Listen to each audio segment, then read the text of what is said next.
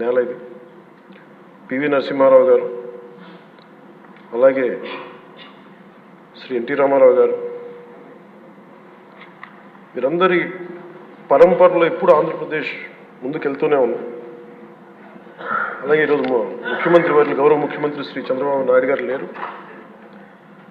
వారి గురించి కూడా చెప్పాల్సి ఈ సందర్భంలో, ఆంధ్రప్రదేశ్కి ఎవరన్నా రావాలి అనుకుంటే ముందస్తుగా చంద్రబాబు గారు పాలన స్టార్ట్ చేసినప్పుడు, ఆయన ముఖ్యమంత్రిగా ఉన్నప్పుడు ప్రతి ఒక్కరూ మేము వచ్చి ఆంధ్రప్రదేశ్కి వచ్చి పని చేయాలి, ప్రతి ఐఏఎస్ అధికారి, ప్రతి ఐపీఎస్ అధికారి తపన పడేవారని నాకు ఢిల్లీలో చాలామంది ఐఏఎస్ అధికారులు చెప్పారు.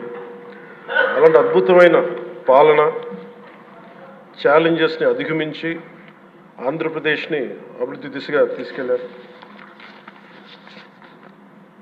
ముఖ్యంగా ఆయన బాగా నచ్చే అంశం నాకు ఆయనలో ప్రత్యర్థులను కూడా గౌరవించే గొప్ప గుణం. మొన్న ఈ మధ్యన మాకు చెప్తూ కూడా రాజశేఖర రెడ్డి గారి గురించి చెప్తూ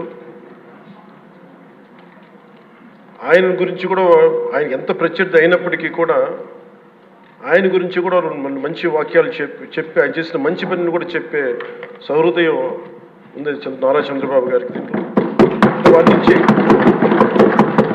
తీసుకోవాలి, ఇది మేము నాలాంటి వాళ్ళు నేర్చుకోవాలి, అలాంటి యంగ్స్టర్ మాకు కొత్తగా వచ్చిన వాళ్ళు నేర్చుకోవాలి. అలాగే కర్నూలు 1953లో కర్నూలు రాజధానిగా వచ్చింది. ఎప్పుడు మనకి ఇన్ని సంవత్సరాలుగా, ఇన్ని దశాబ్దాలుగా ఇంకా కొట్టుకుంటూనే ఉన్నాం.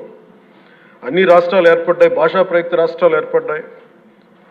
దేశం అంతా ఎవరికి రాజధాని వచ్చింది, ముందుకెళ్ళిపోయారు, అభివృద్ధి చెందారు. కానీ మన ఆంధ్రప్రదేశ్కి వచ్చేటప్పటికి కర్నూలు రాజధానిగా ఏర్పడింది. కాదని చెప్పి మళ్ళీ తెలంగాణలో కలిపారు. కొన్ని దశాబ్దాల తర్వాత మళ్ళీ విభజన జరిగింది. మళ్ళీ రాజధాని కోసం ఎత్తుక్కుంటూనే వచ్చాం. కింద మీద పడి 14 నుంచి 19 చాలా కష్టంతో ఒక రాజధానిని అత్యంత ఖర్చుతోటి నిర్మించే దశలో ఉండగా, పరిస్థితుల్లో అనుకూలించగా గత ప్రభుత్వం వచ్చింది. వాళ్ళు 3 రాజధానులు తీసుకొచ్చారు.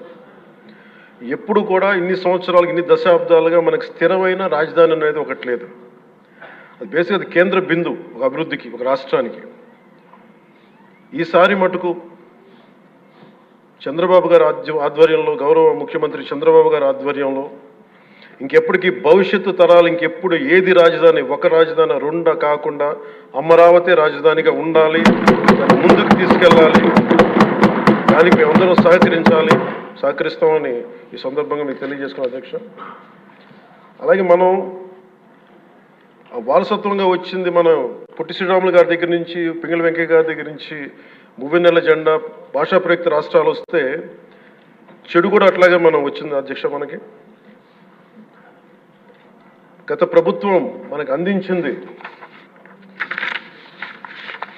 కీలకమైన పోలవరాన్ని పూర్తి చేయకపోవటం, సకాలంలో పోలీసులకు కానీ మిగతా ఉద్యోగులకు కానీ జీతభత్యాలు ఇవ్వలేకపోవటం, అన్ని డిపార్ట్మెంట్స్లో నిధులు మళ్లింపు, కనీస రోడ్లు కానీ బ్రిడ్జెస్ కానీ మౌలిక సదుపాయాలు లేకుండా చేయటం, రివర్స్ టెండరింగ్ అని కానీ, వ్యవస్థలను నిర్వీర్యం చేయటం, సహజ వనరుల దోపిడీ, ఎర్రచందనం దోపిడీ, ఋషికొండ ఇలాంటి వైజాగ్లో ఎర్రమట్టి దిబ్బల్ని అడ్డగోలుగా నాశనం చేసేయటం, మద్యం ద్వారా కూర్చోబెట్టి అరాచకాలు చేయటం, పెట్టుబడులు వద్దామని ఎవరైనా వస్తుంటే వాళ్ళు భయపెట్టేసి రివర్స్ టెండరింగ్ అని చెప్పి వారిని పారిపోయేలా చేయటం పారిశ్రామికవేత్తలని.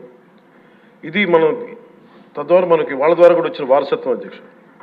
వీటన్నిటిని అధిగమించి ఎలా ముందుకెళ్ళాలి, ఏ స్థాయిలో వెళ్ళాలి అనేది నేను మొన్న ఎలక్షన్ ముందు కూడా మా సహచరులందరికీ కూడా చెప్పాను, ప్రతిసారి ప్రజలందరికీ కూడా తెలియజేశాను. ఒక సుదీర్ఘమైన అనుభవం నాయకులు ఈ రాష్ట్రానికి చాలా అవసరం. దేశంలో కూడా ఇంకెవ్వరికి రాని పరిస్థితి మన రాష్ట్రానికి వచ్చింది. మనస్ఫూర్తిగా నేను అంతకుముందు ఏమి చెప్పాను, ఈరోజు కూడా అదే చెప్తున్నా అధ్యక్ష.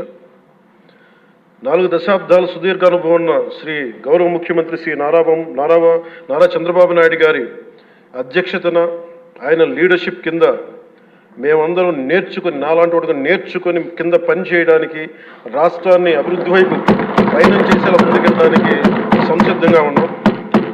మేము దాన్ని కట్టుబడి ఉన్నాం. ముఖ్యంగా లా అండ్ ఆర్డర్ చాలా క్షీణించిపోయింది. ఈ లా అండ్ ఆర్డర్ విషయంలో చూస్తే సాక్షాత్తు గౌరవ ముఖ్యమంత్రి గారిని దాదాపు అకారణంగా అన్యాయంగా 53 రోజులు ఆయన్ని ఒక ఫాల్స్ కేసులు పెట్టి జైల్లో పెట్టారు.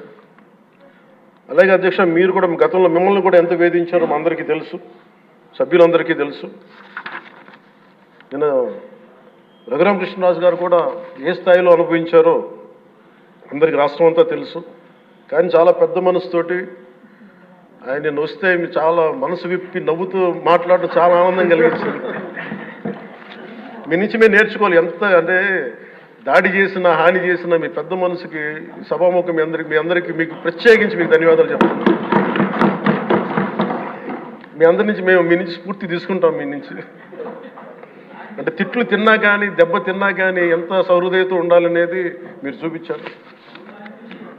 ఇంకొక యాంగిల్లో శ్రీ నారా చంద్రబాబు నాయుడు గారు నిన్న కూడా చెప్తా ఉన్నారు, వాళ్ళు మన మీద దాడులు చేశారు కదా అని చెప్పి ఈరోజు మనకు 164 సభ్యులు ఉన్నారని చెప్పేసి 21 మంది పార్లమెంట్ సభ్యులు ఉన్నారని చెప్పి మనం కూడా అలా చేయడం సహేతుకం కాదు. చాలా మనం యాజ్ పర్ సిస్టమే వెళ్ళాలి. నిన్న కూడా చాలామంది సభ్యులు మా మీద దాడులు జరుగుతూ ఉన్నాయి, మా మీద బెదిరిస్తున్నారు, ఈ రోజుకి ఓడిపోయి కూడా ఇంకా మన కూటమి సభ్యులందరి మీద బెదిరిస్తున్నారు అని అంటే చంద్రబాబు నాయుడు గారు ఒకటే చెప్పాను, మనం అలాంటి వాటికి నేను విరుద్ధం. మీరు అలా కనుక కాదు, సిస్టమ్ని కాదని కనుక మీరు చేస్తే మీరు నాకు దూరం అవుతారని చెప్పి చాలా స్పష్టంగా చెప్పారు. అది నాకు కూడా చెప్పారు, అది మీకు కూడా వర్తిస్తుందని చెప్పి ఖచ్చితంగా చంద్రబాబు గారు చెప్తాను. ఈ దృష్టిలో ఖచ్చితంగా దాన్ని ఒళ్ళు దగ్గర పెట్టుకుని మేమందరం ఉంటాం sir. Will take your guidance very seriously and committedly sir.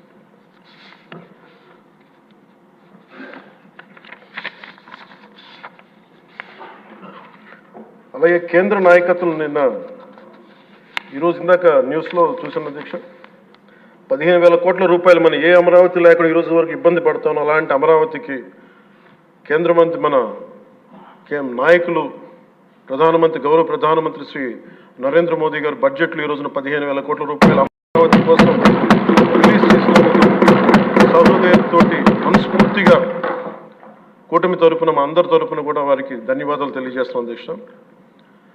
To Honorable Prime Minister Sri Narendra Modi ji, we are grateful to you, sir, for releasing the funds and will be eternally indebted to you, sir. అలాగే భవిష్యత్తులో అధ్యక్ష చంద్రబాబు గారు కూడా చాలా స్పష్టంగా చెప్పారు నిన్న, ప్రభుత్వంలో భాగస్వామ్యంలో ఉన్న కార్యకర్తలు కానీ మా సహచర ఎమ్మెల్యేలు కానీ మీరు వ్యక్తిగతంగా ఏ తప్పులు చేసినా అది ప్రభుత్వం మీద పడుతుంది. అలాంటి తప్పులు